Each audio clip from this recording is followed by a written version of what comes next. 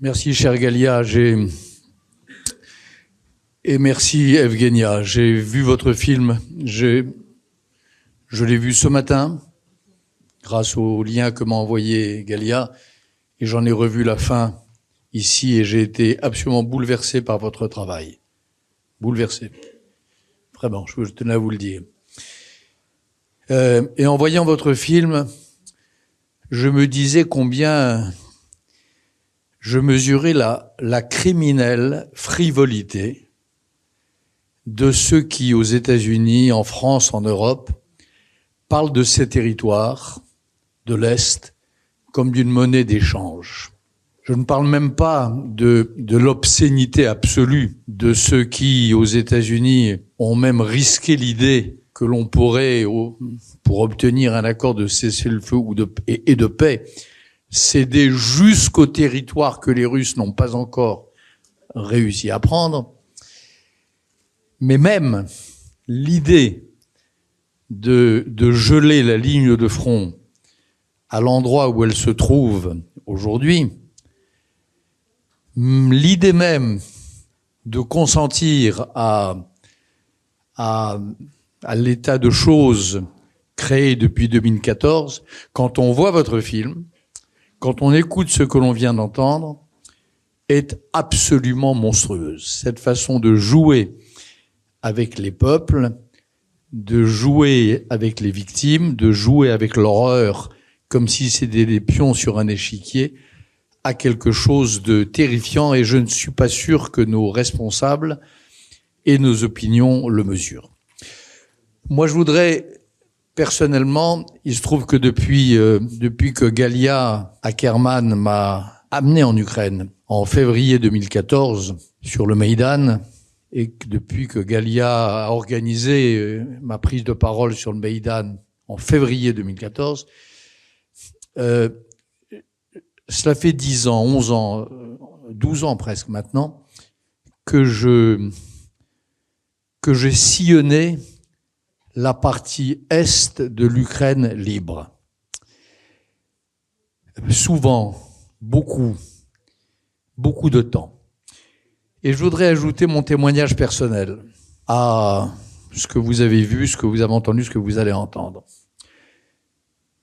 Quelques observations personnelles que j'ai eu l'occasion de recueillir au fil de mes expériences d'écrivain engagé en Ukraine. Mon premier souvenir, c'est en février 2015. Ça devait être le 17 ou le 18 février. C'était à la veille d'une réunion à Minsk.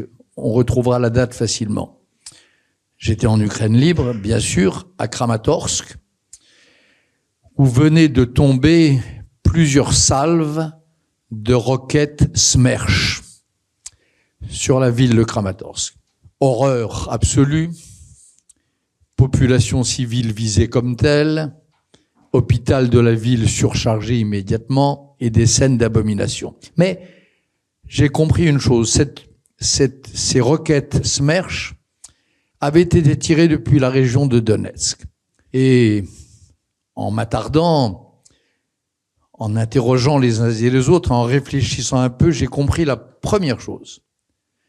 C'est que ces territoires pris de vive force par la Russie, pris par la violence, et qu'ils présentaient comme des territoires revenant naturellement par la langue à la Russie, enfin toute cette propagande fasciste abjecte, étaient en vérité des rampes de lancement, des rampes de tir qui permettaient de viser le reste de l'Ukraine, en l'occurrence Kramatorsk.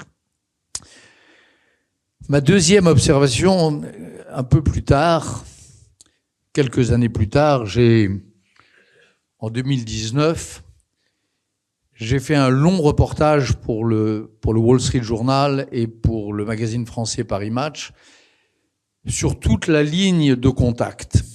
J'ai commencé à Mariupol. J'ai eu le privilège d'être probablement l'un des derniers reporters à voir Mariupol vivante. et debout et libre.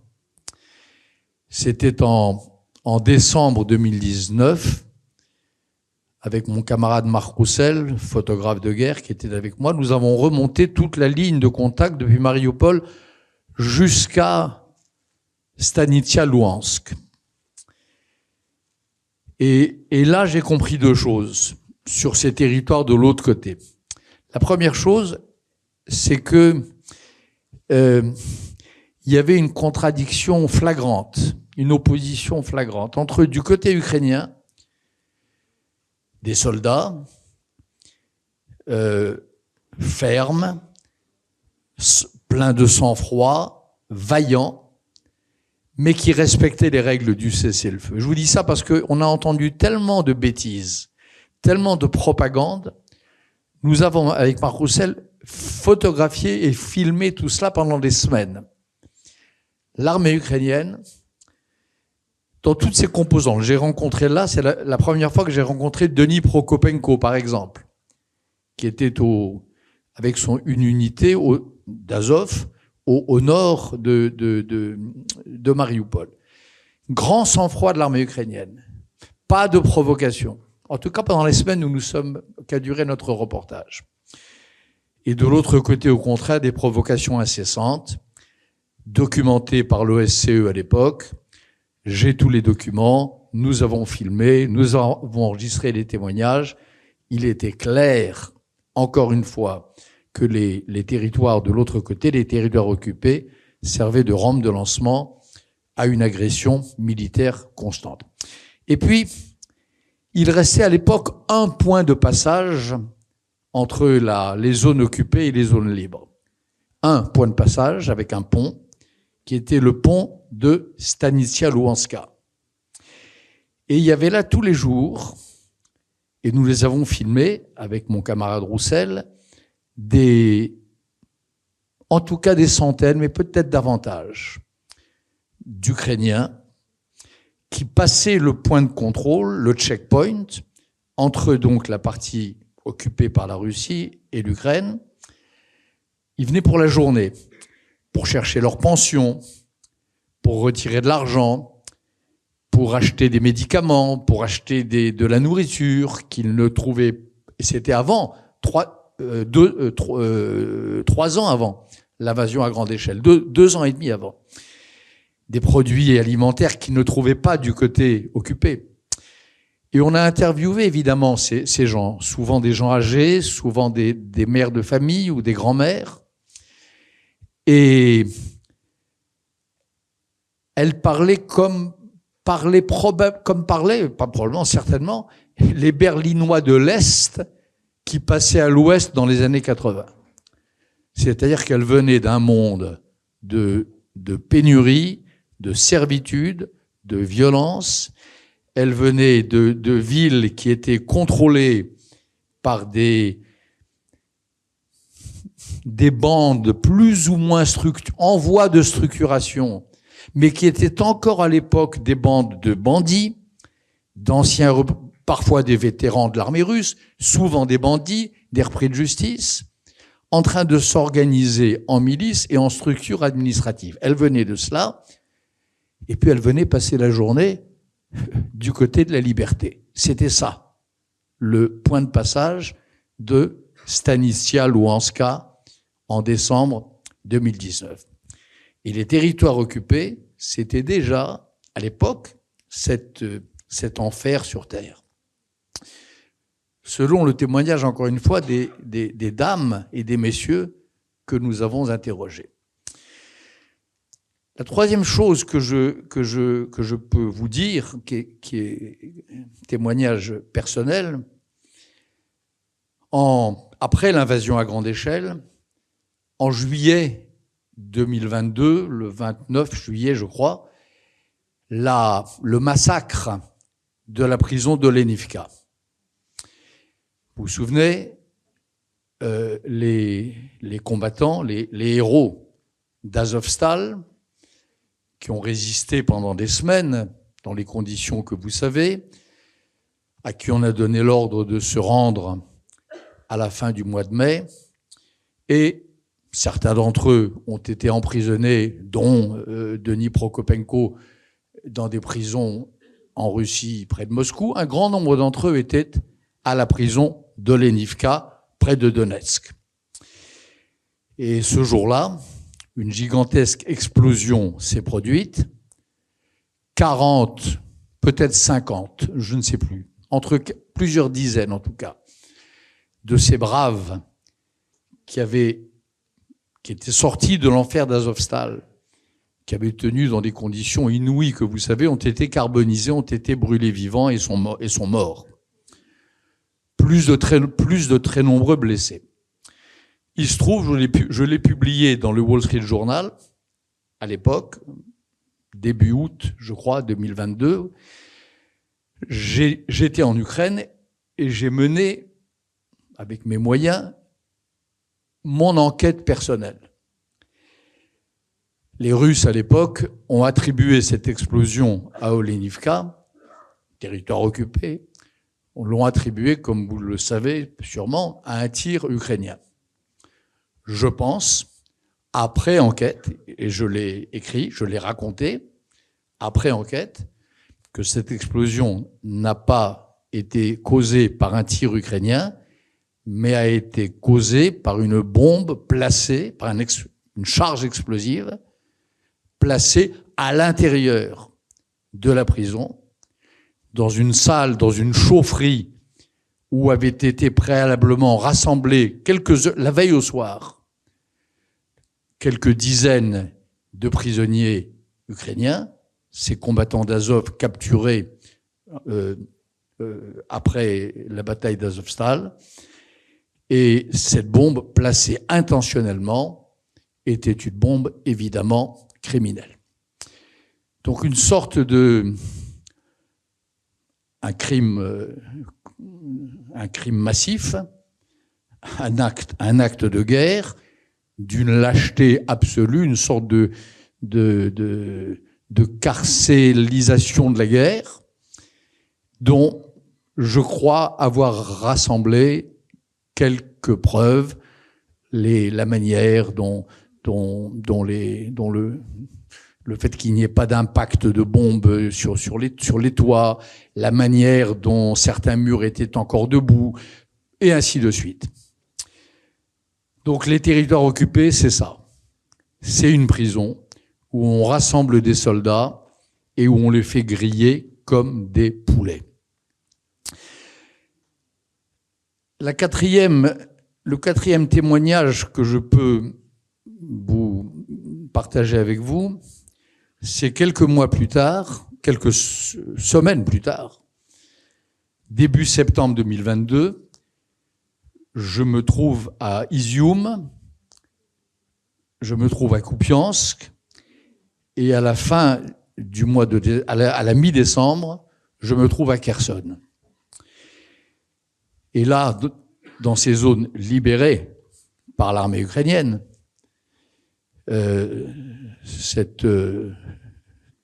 libérée face à cette armée, soi-disant deuxième armée du monde qui était l'armée russe, là évidemment j'ai fait mon métier aussi, j'ai fait mon métier de journaliste et j'ai interrogé les gens qui restaient, les survivants, ceux qui avaient survécu dans les caves à l'occupation russe. Et les témoignages que j'ai recueillis étaient atroces. Ils recoupent Evgenia, ils ressemblent à certains de ceux que vous avez documentés, ils ressemblent à ce que nous avons entendu. J'ai vu et j'ai filmé, elles sont dans un de mes films qui s'appelle Slava Ukraini, des chambres de torture à Kherson. J'ai recoupé ce que je voyais, la géographie de ces chambres, de ces salles de torture, avec les témoignages que je recueillais, et toutes les formes de torture imaginables et décrites, j'en ai eu l'attestation personnelle enregistrée à la disposition le jour venu de la justice internationale, si elle le souhaite, pendant ces tournages-là. Et cela à Kupiansk, à Izium et à Kherson. Transformés, toutes les trois, avec des lieux, en tout cas, un archipel de lieux de micro-torture instrumentés par d'abominables tortionnaires. De cela aussi, je peux témoigner. Et puis enfin, dernier point peut-être, que je voudrais partager. J'avais entendu parler depuis longtemps, comme vous tous et comme tous les observateurs, de cette pratique systémique de la déportation des enfants. Ça fait longtemps qu'on m'en parlait. J'avais interviewé deux Ukrainiens qui avaient organisé des opérations de sauvetage d'enfants kidnappés. J'avais des informations ici ou là, comme tout le monde, sur les kidnappings, sur les changements de nom, sur la russification des âmes. Et je savais qu'il y avait là, qu'était en train de se produire, un crime pas si fréquent que ça dans l'histoire des guerres. Un crime dont je ne vois guère que deux précédents. Ce crime-là, qui consiste à enlever des enfants, à leur laver le cerveau et à les retourner contre leur patrie et contre leur famille. Il y a deux précédents. Il y a Daesh, les lionceaux du califat, des enfants qu'on transforme en petits lions du califat, entre guillemets, dans la langue de Daesh. Et l'autre précédent, c'était les enfants polonais enlevés par les nazis, et eux aussi dans le but de nazification et de rééducation des âmes. Donc je connaissais à peu près, comme tout le monde, j'étais à peu près à jour sur ce crime-là. Il y a quelques mois, j'ai eu une conversation que j'ai filmée, qui est dans le dernier de mes films, qui s'appelle Notre guerre, et qui est encore disponible sur les plateformes la plateforme de France Télévisions, avec le président Zelensky. Une longue conversation sur ce que je viens de vous dire, mais que je savais déjà un peu. Et puis, le président Zelensky m'a montré des documents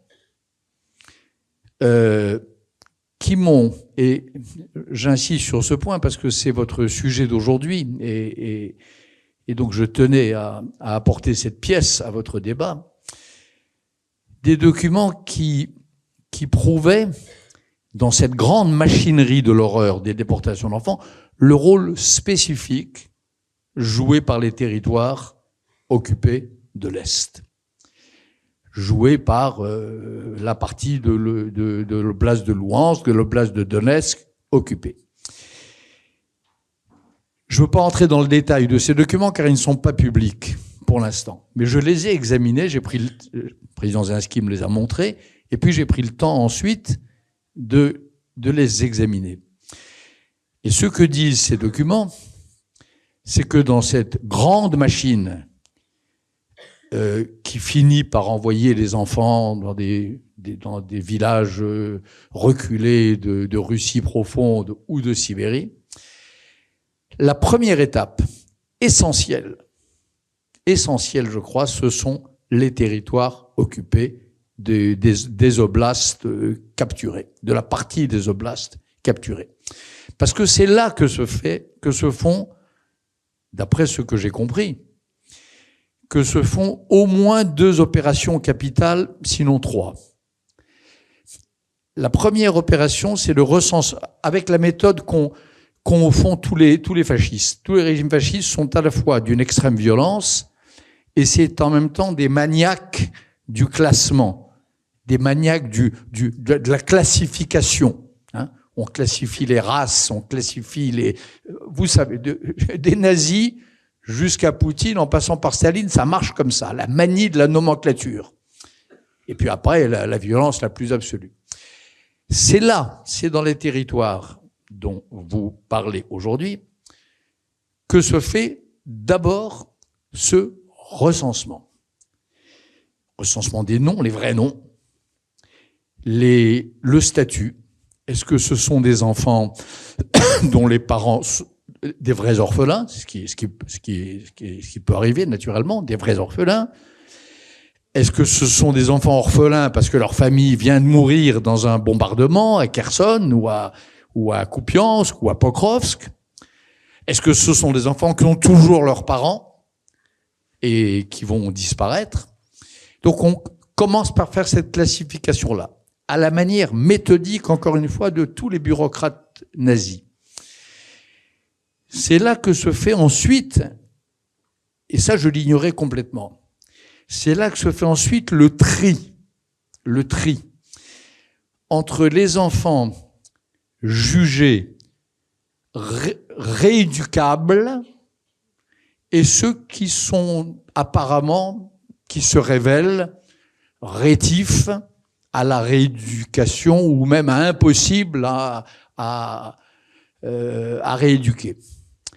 Et là, un tri, alors à travers des épreuves que je n'ose même pas imaginer, en tout cas, et dont j'ai même pas envie d'évoquer le détail, mais c'est là que fait ce tri-là. Et la troisième opération, ça j'en suis pas tout à fait sûr, mais la troisième opération qui se fait là, aux frontières de l'Ukraine, en Ukraine occupée, mais enfin c'est l'Ukraine pour moi et je crois pour nous tous ici, c'est l'Ukraine.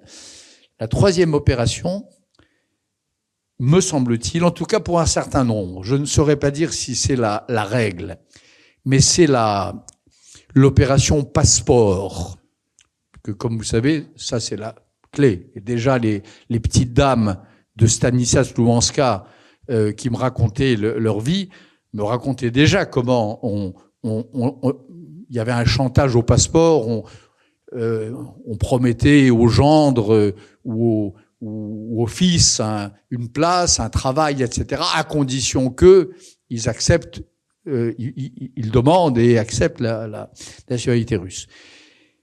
Et je crois que cette troisième opération, qui est le début et même le cœur du changement d'identité de ces enfants, et là on est au cœur de l'horreur évidemment, et au bord de l'opération Daesh, elle se fait également là.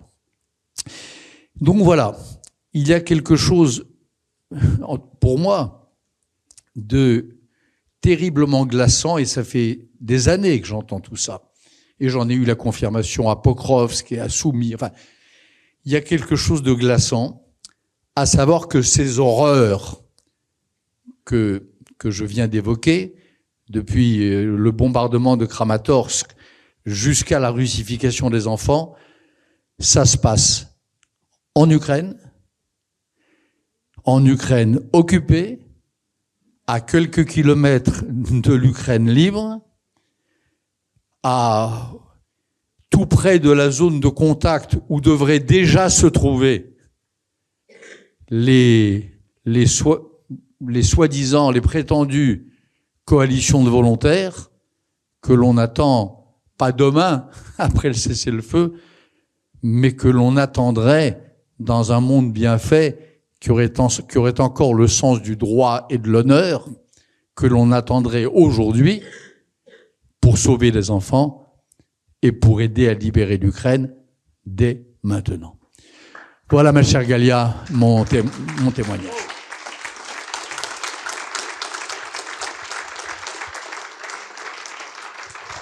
Merci beaucoup, Bernard. Merci.